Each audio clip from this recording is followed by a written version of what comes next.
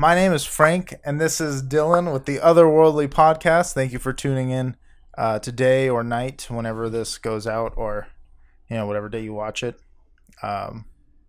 So good night or good All morning, days, we don't discriminate. unless you're a night owl. Then we definitely don't discriminate. So we got a few stories for you today. A few stories. We actually have everything planned out this time. Not that we don't usually, but quality. The first story here. Now, this first story is regarding marijuana, depending on how you pronounce it. But before we get into the actual meat of the story here, I'd like to ask my co-host here: have you ever partaken in the demon's lettuce?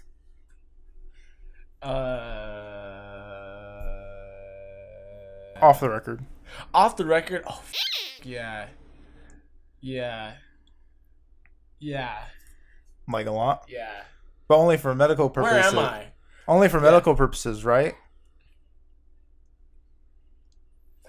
Yeah, I've partaken in marijuana.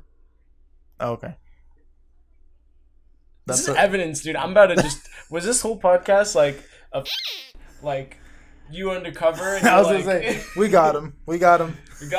SWAT team busted bursts through the door, arrests me, breaks the lights that you bought. You're like, hey, you didn't need to go this far. And they're just like, break our microwave. They start throwing our cups on the floor. And they haven't even cuffed me yet. They break my laptop in half. They end up, after it's all said and done, they take you down to the station. They just give you like a warning.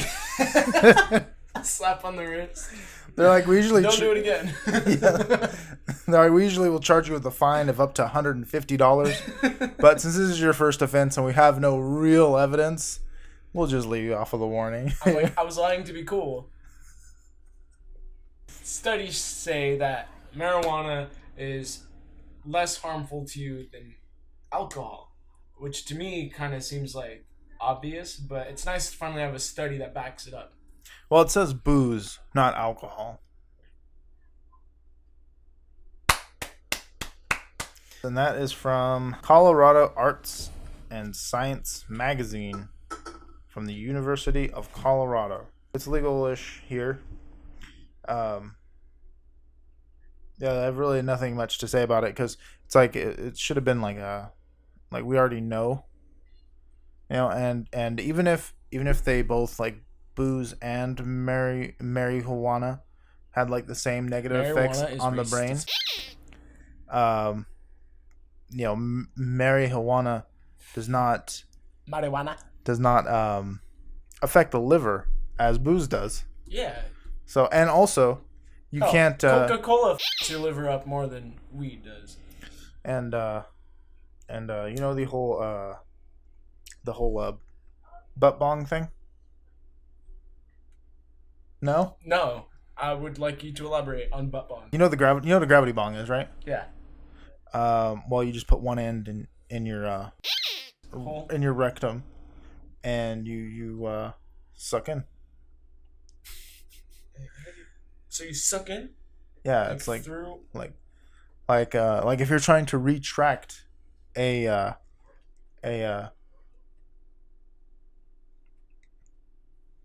outward. Right. Yeah, and you just suck in and it goes in there because I don't know how to retract a poop. I have zero experience retracting poops. Allegedly. The lining of the rectal tract is very thin and it goes through directly. It kind of gets absorbed directly into your body instead of having to be, So going through your stomach I need and to stuff. backtrack. We're talking about weed or booze? Booze. Oh, okay. But you can't. I don't think you can do it with. Can you do it with weed? Okay, because you said gravity bong, right? Right. Which made me think weed, and then you said butt bong. Which No, made me think gravity weed bong. Through the... Can we explain? All right, go ahead. All right, so gravity bong is when you get like a milk carton, right? And you chop it in half. Hopefully you guys will just have picture diagrams and editing because I'm not good at explaining. All right, so you get the the top half, right? And then you put on the lid, make a small hole, put a bowl in there, make sure it's airtight, so that you got a bowl basically attached to this giant, or to the top half of a gallon. And then you fill a bowl up with water, and then put the top half of the gallon in there, light weed at the top. When you pull it up, it'll fill with smoke because it's airtight. And then you pull out the bowl, you put your mouth on it, and you push it back down. That's a gravity bomb. Hmm. For the record, I do not smoke marijuana, nor do I indulge. How does anybody even find out how to do all that? It's like how they ask how milk was discovered. It's just blunt. I want to suck a cow titty. Let me suck it. So you're saying marijuana? It's thanks to marijuana that we have milk. Yeah. Learn something new every day of this podcast. Well, I mean, we're weekly, so I guess you learn something new every week. Although maybe you'll learn enough new things to account for the day, and they just won't hit you. Like, if you're watching this on Saturday, maybe 3 days from now, or from then, depending on when you're watching it, you're just like, oh, milk. Now I get it. And then it'll be like, learn something every day. Although I think that was the more you know. Yeah, that was the more you know rainbow. Although I think that's more for, ironically, that's more for drugs, isn't it? No, I don't know, but I did the weed kills your brain cells. But no, but I think okay. So the moral of that story, as we were clearly indicating, is the milk discovery was directly or indirectly from marijuana. Yep. And then what was the next story we had? So this other story, I forgot when it happened. I'm sure this article will tell me, but it was regarding the there was in Detroit, there was a group of undercover Detroit police officers that were undercover as drug dealers, but then there was another squad that were undercover as like druggies, I guess. Drug purchasers. Right. So the purchaser, though, they were trying to find out who was selling the drugs, and the sellers were trying to find out who was buying it. And they end up trying to bust themselves. And I mean, realistically, that's about it, because they were both undercover. I mean, it's kind of self-explanatory. There's but a video, right?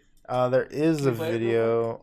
Yeah, I guess we can play it on here. I don't know if we'll be able to show you guys per se, but it is 2 minutes long. And as you can see in that footage, things get out of hand quickly on what should have been a routine operation.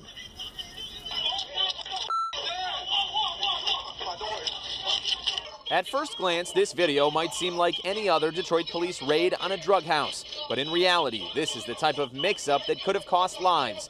More than 24 heavily armed officers from the 11th Precinct raiding a home, unaware they're facing undercover cops from the 12th Precinct posing as drug dealers.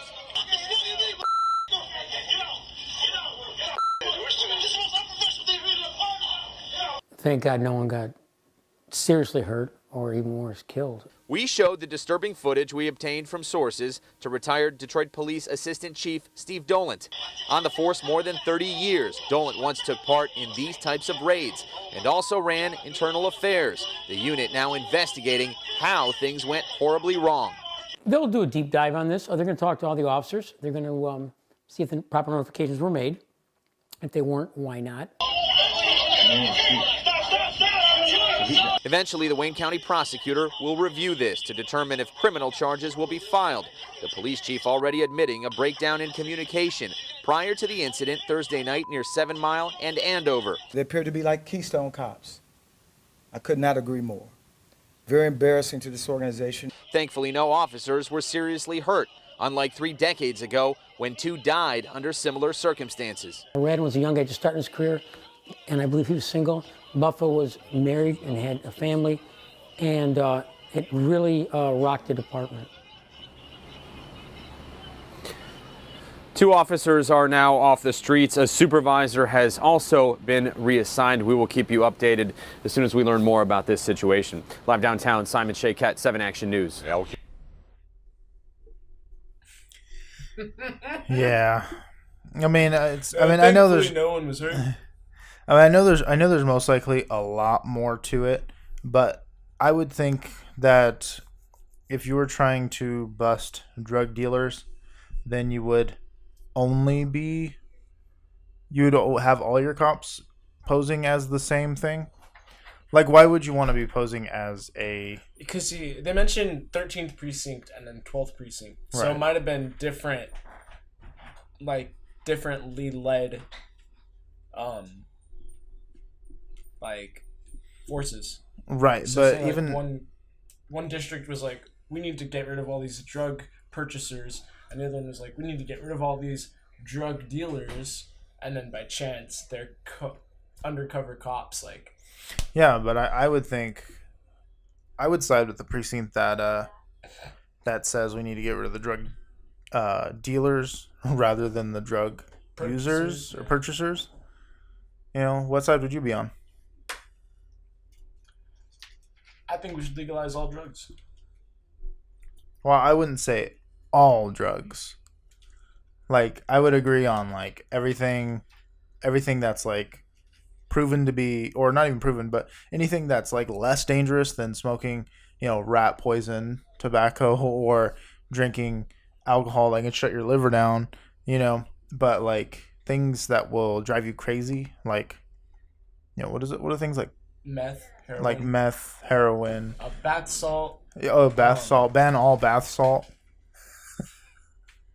So yeah, I wouldn't agree with those ones. Yeah, well, because I think like, as far as like people using drugs, like that's kind of, if you want to hurt yourself, go for it. I just think like, don't use drugs and then put yourself in compromising positions, like driving or raising a kid. You know what I mean? So personally, that's kind of my position on it. It's a little radical, but like, yeah, I agree with you. The precinct that was trying to bust dealers makes more sense. Yeah, I mean, I don't really have anything against dealers. Like, you know, I might sling a little on the side, but you know what I mean? Like, it's, you know. Yeah. I mean, that's where he gets his good stuff from. Got you.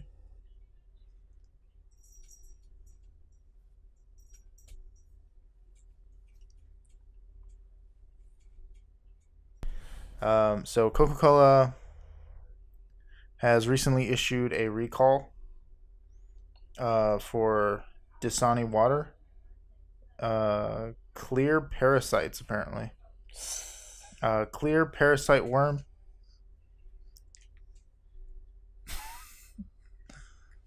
Did you drink any of it? Only the part with the parasites. No, that was actually a hoax.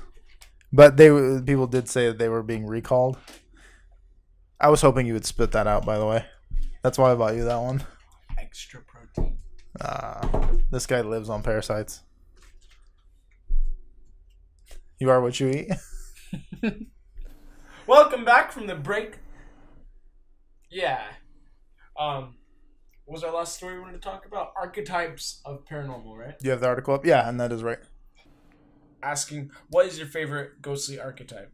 And then it names a few different kinds of, like, in ghost stories and movies, frequent archetypes that you see. So, for example, vanishing hitchhiker, white lady, phantom vehicle, creepy children, toilet ghost, mirror ghost, ghostly procession, army and party.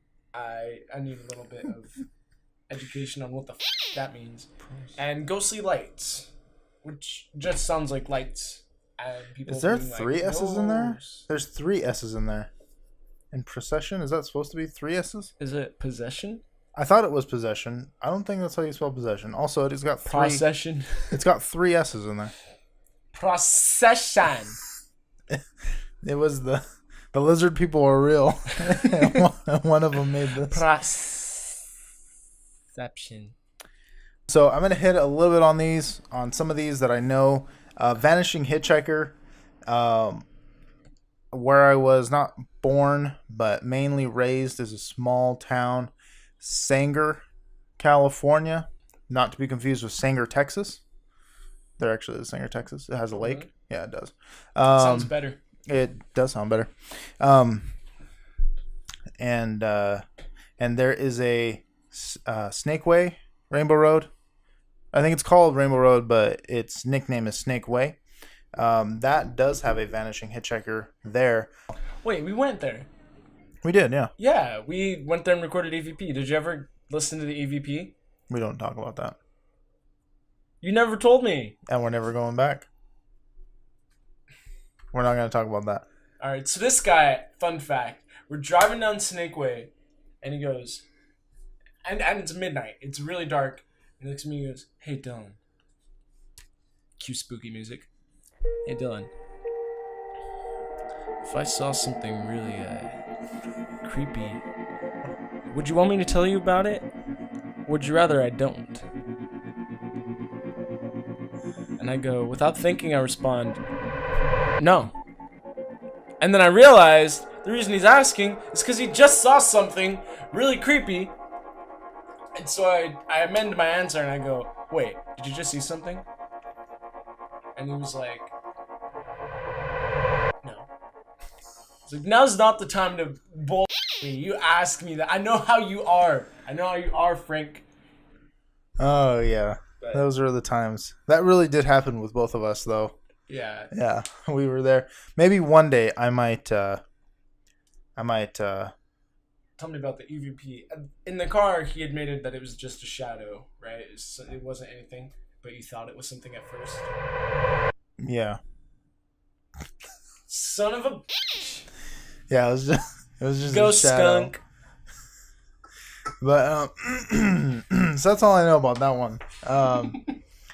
Of course, we went over so vanishing hitchhikers. Those ones you can usually find on desolate roads, usually midnight, preferably full moons. Careful for werewolves. Now, the White Lady, which is what it has here, mostly Starbucks. You can probably find Whole Foods, Trader Joe's, and that You're probably bringing me to every single one that I'm thinking of, by the way, because I was like, oh, Starbucks, Whole Foods, Trader Joe's. yeah. Well, Yeah, I could have had input comedically. here, I'll let you do this next one. Phantom Vehicle.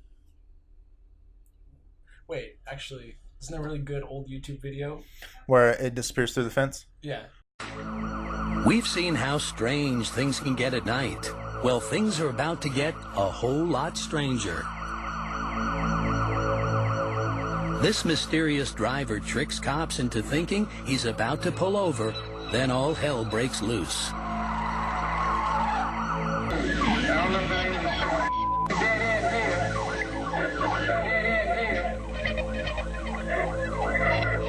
The fence at the end means no way out, or does it?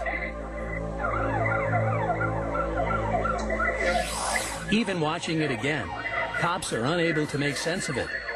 All they see is an intact fence and nothing more than the vanishing taillights of what the Garden City PD has come to call the ghost car. Did you find the debunk? That's something else entirely. Okay, so this guy, he's explaining the math. He's like, this car is going this fast, so it's a ton of weight going through the mesh in which, on the fence, the posts are really far away. So he's basically explaining it like with the math and step by steps. Like, these posts are far enough apart that if that car hits it, It's it'll actually... not. Yeah. So that guy just explained the math, and that made perfect sense. Yeah, and also the reason he was driving sporadically, bees. Bees. Have you seen? He was a beekeeper. He was transferring. He was like, dude, I didn't mean to break all these laws. I didn't mean to hit that toddler. All my bees went loose, and I just can't stop. I know what movie you're talking about. What is it? I don't Tommy know. Boy? What are you doing? I got an idea. What the hell? When I stop the car, run out screaming. No problem.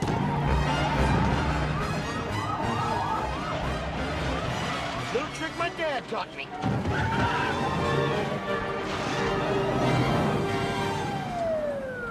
Bees! Bees! Bees in the car! Bees everywhere! God, they're huge! They're ripping my flesh off! Son, roll around. Do you hear me? Roll around on the ground. Forget that! I'm starting to swell up! Save yourself. Don't be the hero. Frank, I'm allergic to bees. Me too. They're huge and they sting crazy! We'll come back later and check on you. Yeah, in a while. Save yourself. Your firearms are useless against them!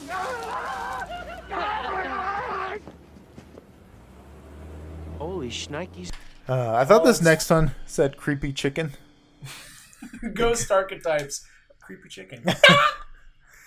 Creepy children, which, yeah, those ones, when it's coming to the favorite type of ghost, no creepy children, please, ever. Yeah, please leave those out of any story. Yeah, oh my god.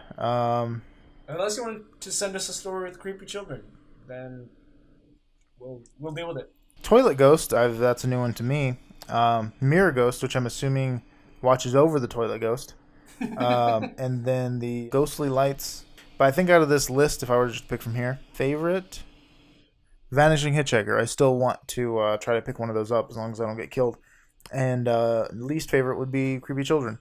And I don't mean like if your children are creepy, I don't mean I don't like them automatically. That's probably going to take time.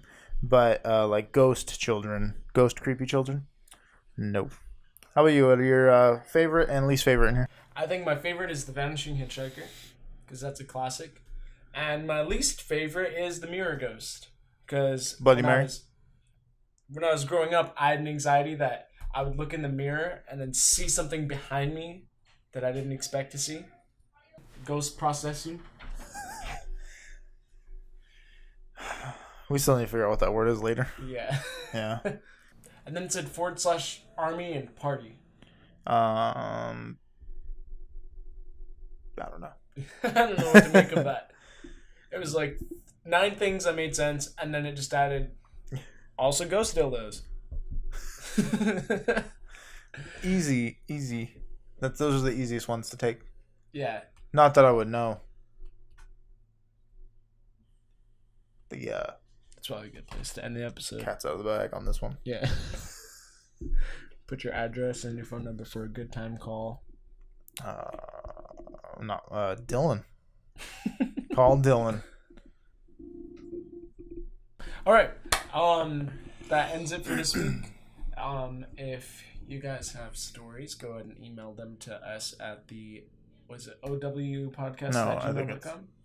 Otherworldly Pod.